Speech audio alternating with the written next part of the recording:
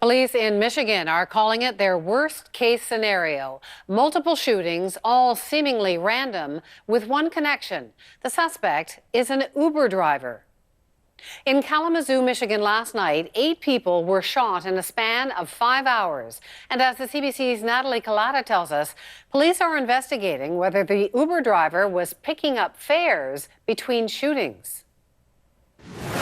By the time police pulled over the suspected gunman last night, 6 people were dead. I pulled over and I asked the cop, I asked him, did you guys catch him? And he said, yes. And I said, God bless you. It all started at this apartment complex around 6 p.m. when police say Jason Dalton, an Uber driver, opened fire on a woman walking outside with children. She suffered serious injuries. 4 hours later, a father and his teenage son were shot and killed outside this car dealership. Then, 15 minutes after that, 5 people were shot outside a Cracker Barrel restaurant. 4 died and a 14-year-old girl suffered serious injuries. They weren't targeted for any reason other than they were there to be a target. Another twist, police are investigating reports Dalton was picking up fares in between the Saturday night shootings. Even before the shooting started, on social media, someone posted that Dalton was driving very erratically, that he was swerving in and out of oncoming traffic, and that they had called 911.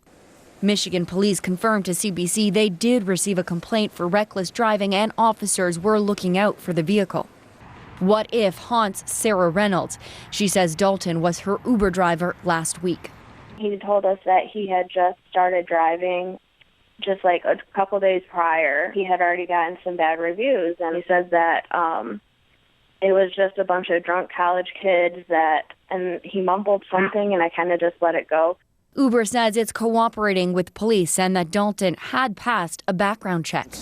Nothing in his background that we know of or anything that we know about him that would lead us to believe he was capable of this type of behavior.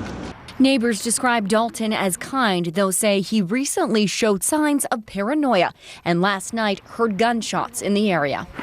Boom, just boom, boom, about 5 shots. Yeah. And we just thought maybe he was firing in the air to chase somebody off, because that has happened before.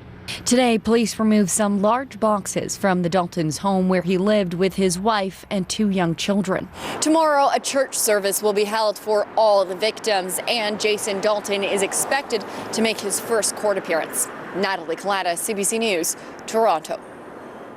As Natalie mentioned, Dalton did pass a background check, but the issue of how Uber drivers are vetted is complicated. Uber operates in 380 cities worldwide, but local requirements for background checks are different from place to place. Some U.S. states now require drug and alcohol testing, fingerprint scanning, and checks by the Justice Department. But many states, provinces, and cities don't have any specific regulations at all. This is CNN Breaking News. And hello, I'm Natalie Allen, live from CNN Center Atlanta. We have a special update now on a late-breaking story in the U.S. state of Michigan. At least 7 people are dead after a shooting rampage in the city of Kalamazoo, Michigan. The gunman attacked 3 seemingly random locations, shooting a total of 9 people. An apartment complex, a car dealership, and a restaurant parking lot were all hit over the course of a few hours. A police spokesman gave some early details on the attacks. We've had several shootings here tonight in the county, in the city of Kalamazoo. They all appear to be related. We have multiple people dead. In summary, what it looks like is we have somebody just driving around, finding people and shooting them dead in their tracks. At least 1 child is among those killed. An eyewitness described seeing police in pursuit of the suspect. As soon as she said the type of vehicle, she said, "Is it a Chevy?" And I said, "It totally was." I couldn't put 2 and 2 together that this is the vehicle that they've been describing all night, and you just never expect it to be that person, and that's the thing. That's why my respect goes out to the police officers, because of the fact that, like I said, it takes a lot to subject yourself to those kind of things. So I don't know. I can't imagine Did you ever see a weapon?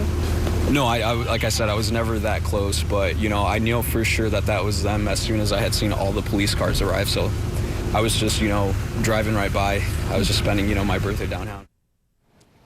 Well, police now say they do have a, quote, strong suspect in custody.